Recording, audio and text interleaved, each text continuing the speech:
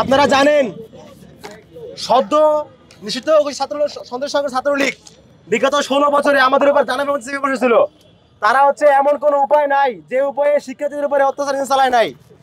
আমরা তাদের উপর যে আমাদের যে চেপে রাখা ক্ষোভ, ১৬ বছরের যে ক্ষোভ, আমাদের সেই ক্ষোভের বই প্রকাশ ঘটিয়েছি ছাত্রলীগের প্রতি জুতা নিক্ষেপ করার মধ্য দিয়ে। আজকের এই প্রোগ্রামে আমরা ছাত্রলীগের সন্ত্রাসীদের গালে জুতা নিক্ষেপ করার মধ্য দিয়ে বাংলাদেশকে বার্তা দিতে চাই, যাতে নতুন করে ছাত্রলীগ বা ছাত্রলীগের মতো কোনো সংগঠন ভিন্ন কর্মকাণ্ড করেছে তার বিচার দাবি করছি আমরা। একই সাথে আমাদের জুলাই অভ্যুত্থানে যে সমস্ত আহতরা এখনো চিকিৎসা পাচ্ছে না, শহীদ পরিবারের এখনো বিচারের দাবিতে ঘুরে বেড়াচ্ছে, তাদের পরিবারের প্রতি, তাদের দাবির প্রতি আমরা সংহতি প্রকাশ করছি। আমরা অতি দ্রুত জুলাই অভ্যুত্থানে আহতদেরকে চিকিৎসার ব্যবস্থা করার দাবিতে এবং শহীদ পরিবারকে তাদের যেই ন্যায্য ক্ষতিপূরণ যে বিচারটা দাবি করছে সেই বিচার অতি দ্রুত নিশ্চিত করার আহ্বান জানাচ্ছি।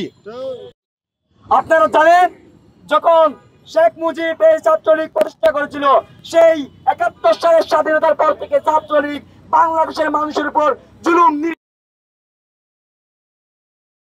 এই ছাত্রলীগের হাত করে লুটপাট হয়েছে বাংলাদেশের হাজার কোটি টাকার সম্পদ, নির্যাতিত হয়েছে হাজার হাজার ছাত্র জনতা। আমাদের ঢাকা বিশ্ববিদ্যালয়ের হাজার হাজার মেধাবী শিক্ষার্থীর জীবন ধ্বংস হয়ে গেছে এই ছাত্রলীগের কারণে। তাদের গণরুম, গেস্ট রুম প্রোগ্রামের নাম করে ধ্বংস করে দেওয়া হয়েছে অনেক মা বাবার স্বপ্ন। যখন কোন শিক্ষার্থী পাঞ্জাবি টুপি পড়তো, যখন কোন শিক্ষার্থী মাদ্রাসা থেকে আসতো, তখন তাকে শিবির ট্যাগ দিয়ে রাতের পর রাত নির্যাতন চালানো হতো।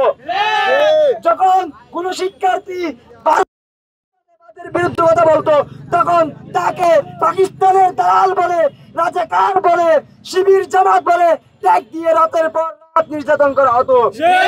একই সাথে সন্ত্রাসী সংঘ ছাত্রলীগকে আর যাতে কোনো ধরনের সুযোগ করে না দেওয়া হয়, তাদেরকে তাদের যেই যথাযোগ্য বিচার সেটা নিশ্চিত করা হয় সেই দাবি জানাচ্ছি। ধন্যবাদ সবাইকে। আমাদেরকে জানানো হয়েছিল জামাত শিবির বললেই তাকে অত্যাচার নির্যাতন করা জায়েজ হয়ে যায়।